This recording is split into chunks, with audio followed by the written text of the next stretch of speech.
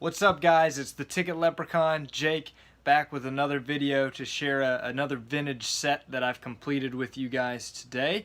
And also, quick reminder, still running my contest until I get to 100 subscribers.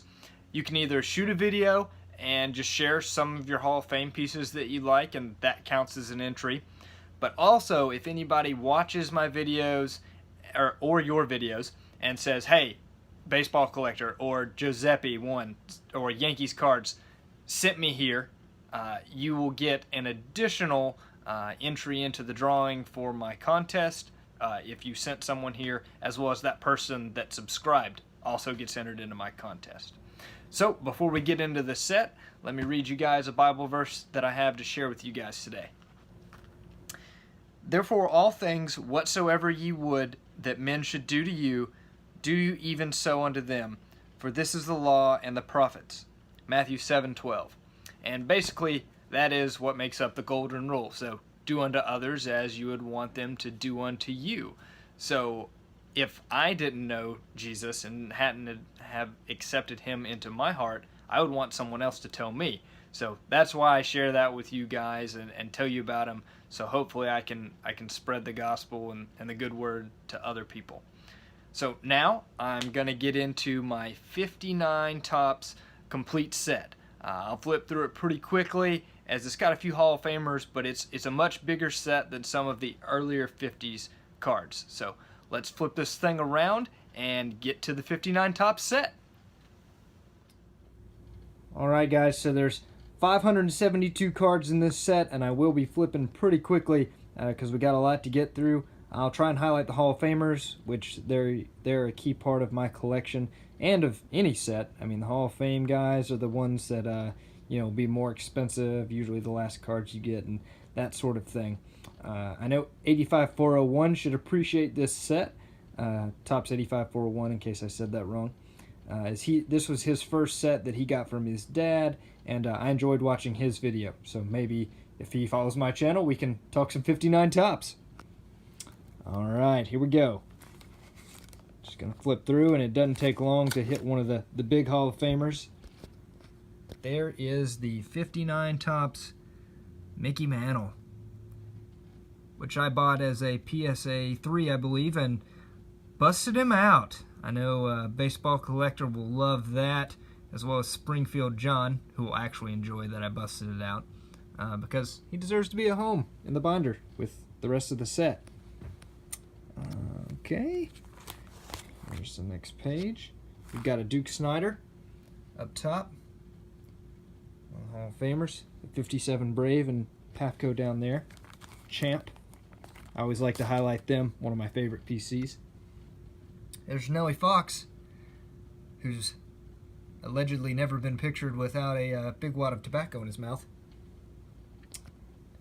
Oh, and here is the Pitchers Beware card that features Al Kaline.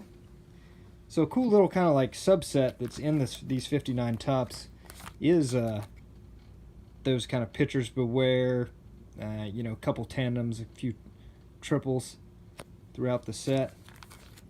And these cards are really colorful, which is pretty cool. There's the Willie Mays, which I bought that one raw. Didn't have to break him out of a tomb. There's a Baltimore Orioles team card. Tom Brewer, no relation.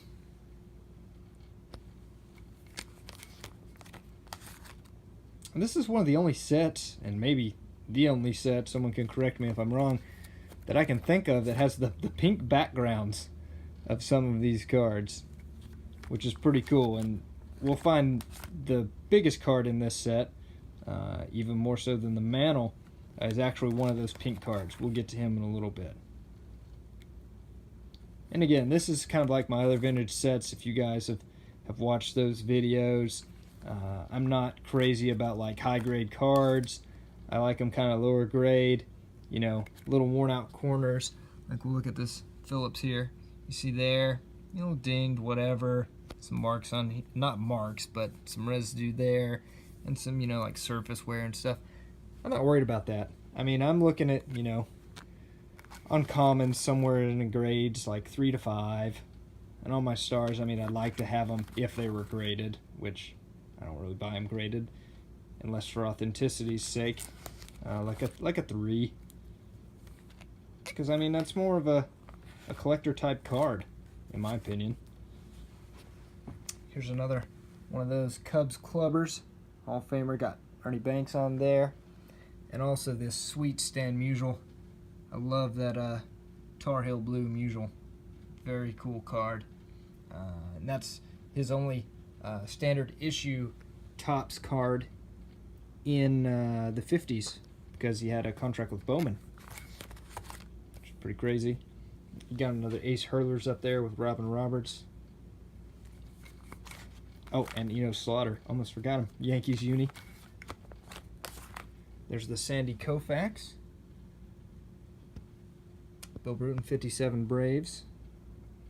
Pretty cool. Destruction Crew with Larry Doby there on the left. Shout out to Snoop. Yogi Berra down here in the right-hand corner. It's a cool looking card.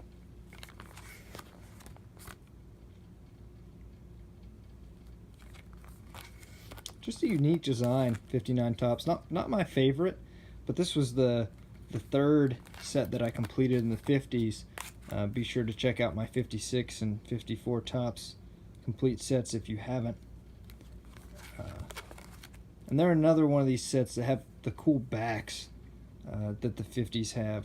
And before I talk about that, probably my favorite subset card in this whole set is this Fence Busters Aaron and Matthews. I mean, 2 500 home run guys, 2 Hall of Famers, 57 World Series Braves. I mean, that's a sweet card for me, being a Braves guy.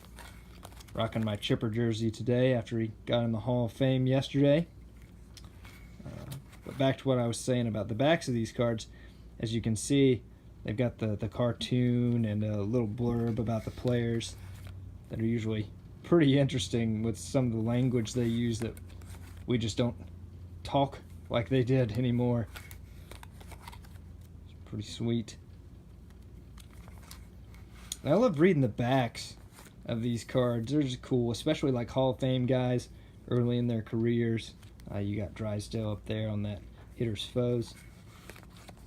They're just talking about them coming up as young players, and just some interesting facts about them. That is one of my things. I'm not crazy about having high condition sets, but I do like being able to read the backs, and I don't like pen marks, pencil marks, or like totally missing corners, or creases really bad. There's a Luis Aparicio. I'd actually prefer no creases, but on some of my older 50 sets, that's hard to avoid if you want to put it together on a budget. There's an NL Hitting Kings, Richie Ashburn, Willie Mays.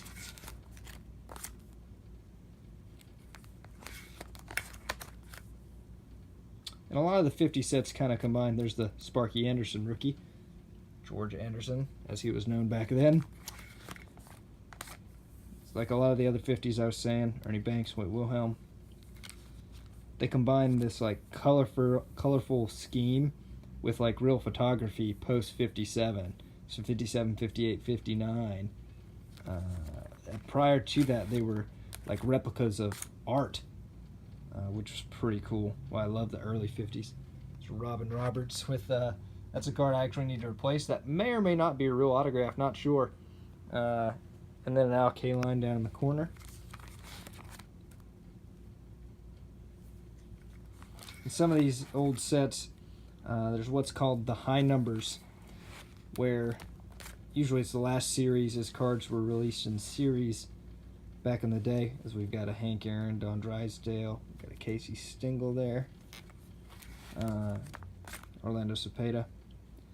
They were released in Whitey Herzog, geez, Hall of Famers everywhere. They were released in series where at different times of the years they would put out the packs in the stores and whatnot. And the last series they usually short printed because they're finishing up, you know, their marketing year, whatever they viewed them as back in the day. Bill Mazeroski as a tool for kids.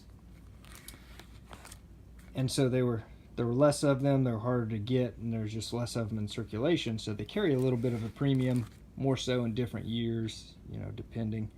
As we've got Brooks Robinson and Frank Robinson on the same page.